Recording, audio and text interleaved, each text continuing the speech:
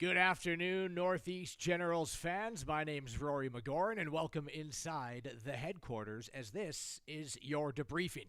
It's a brand new show that we're going to bring to you every week following the weekend that was for the Northeast Generals and the North American Hockey League as we move on throughout 2026 and hopefully for the Generals into the playoffs.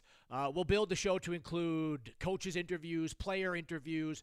We'll talk with committed players, with players of the week, all sorts of fun stuff to bring you to kind of recap the week that was for the Northeast Generals, along with other things in the Generals organization as well, the academy, just all the exciting things going on, and then, of course, the look ahead to what you can expect for the final 3 months or so here in the regular season and into the postseason push.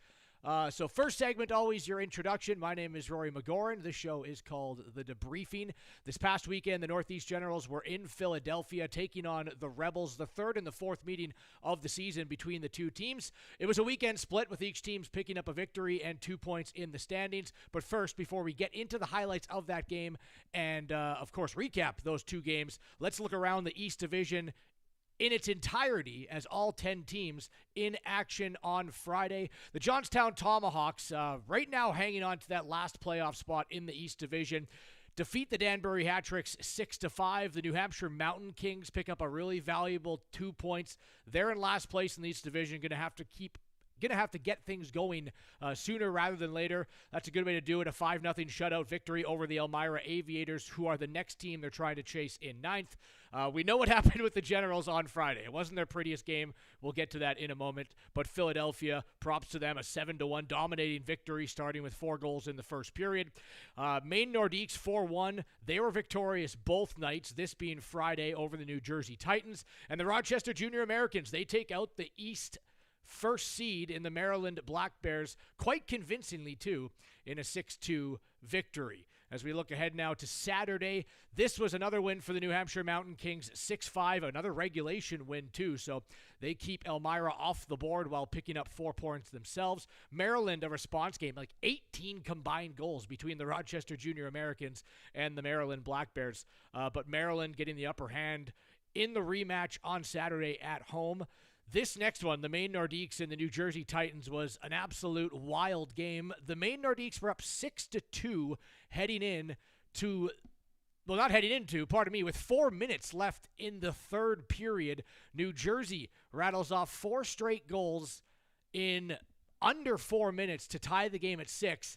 Although Maine did prevail in overtime. It was Damon Myers with the overtime hero to avoid a complete disastrous collapse for the Nordiques, but they do pick up 2 points. Jersey gets 1. Bismarck and St. Cloud not in the East Division, but it was the Bobcats picking up a 4-1 victory over the Norsemen. And the Generals, that's their bounce-back game, 5-1.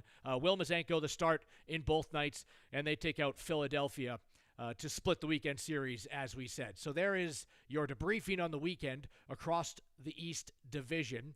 As we want to get into specifically the Northeast Generals now, 5-1 victory, 7-1 loss, and here are the highlights from the 5-1 victory, but we will talk about both games. So obviously in the 7-1 loss, not the start, not really anything, no way to sugarcoat it for the Northeast Generals. This is the highlights, though, from the 5-1 victory on January 10th. But in the 7-1, they fell 4-0 in the first period.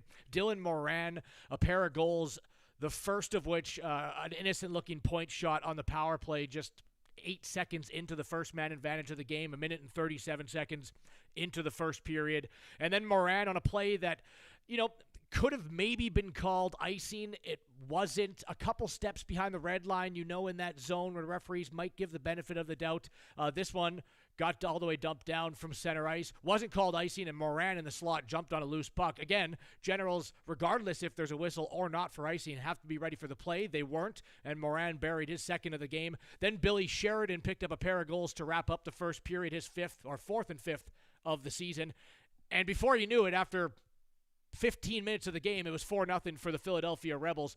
Generals tried to claw back. They found a little bit more forecheck, a little bit more physicality going into the second and especially into the third. Tyler Kelly, his breakaway goal was his 7th goal of the season. Will Mazenko, who he'll tell you before anyone else, didn't have a great game on Friday.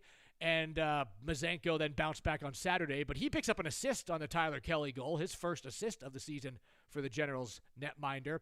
But that's as close as the Gens would get. After that, Philadelphia kind of just tucked the game away with Abzal Alabek, who is fresh off the World Junior. This is the forward for the Philadelphia Rebels, was playing for Team Kazakhstan in Division 1A, where they picked up a silver medal, lost in the finals to Norway.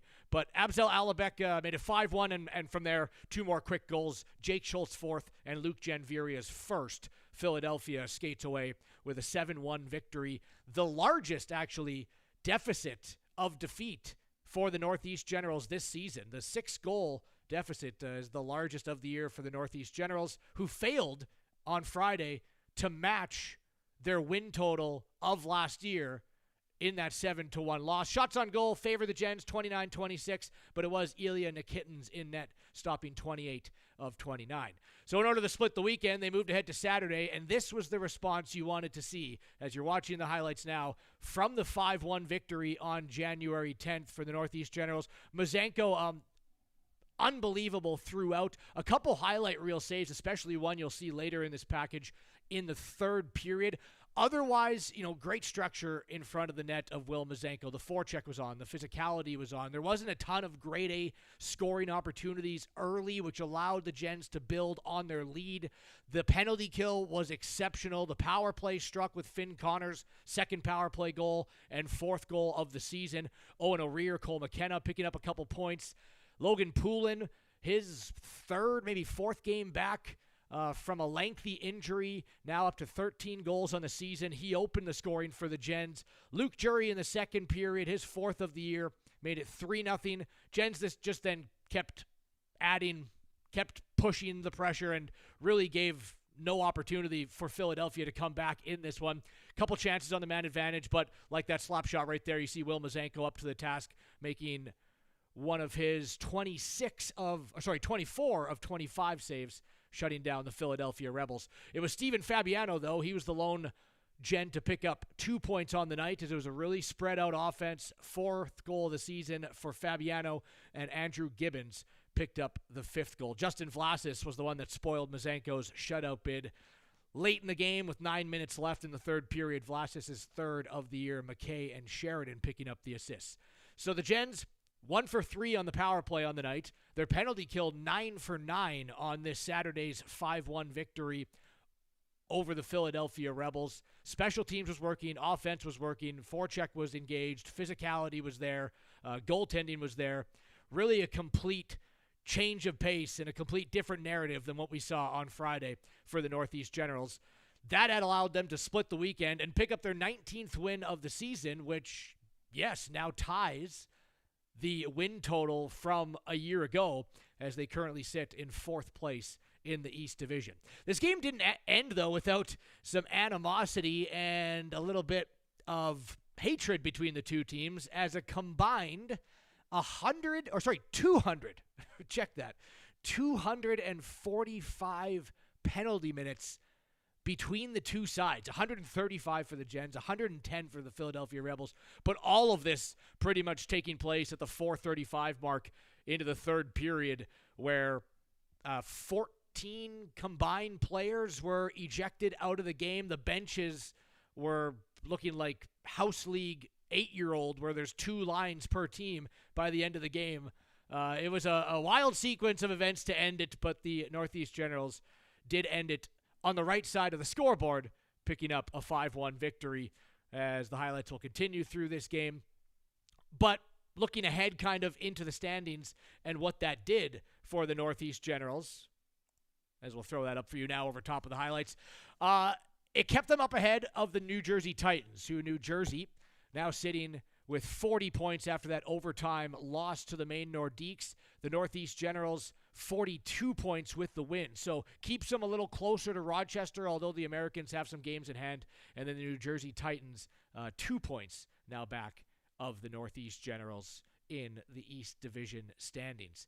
Great games all around, but I guess if you're going to pick a player of the game in nearly a shutout, Will Mazanko was fantastic. First star, second star, Steven Fabiano. Here's his goal right here. The defenseman undressing Ben Varsa at the time, that was. And Fabiano now up to 4 goals on the season. Rookie for the Northeast Generals. taken in the North American Hockey League entry draft, and talked about that with Brian Erickson prior to the game about the success that they had in the draft. Names like Alec Hall, like Steven Fabiano, Keegan Wilson, the backup goaltender, who is still out with an injury. Ryan Solari, another name from that draft. There was a lot of hits for the Generals, and Steven Fabiano, who picked up his 4th goal of the season, certainly one of them, played all but one game this year so far on the blue line for the Northeast Generals.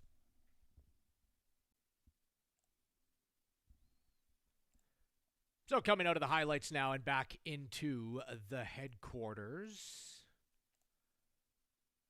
as the Northeast Generals split the weekend set with the Philadelphia Rebels.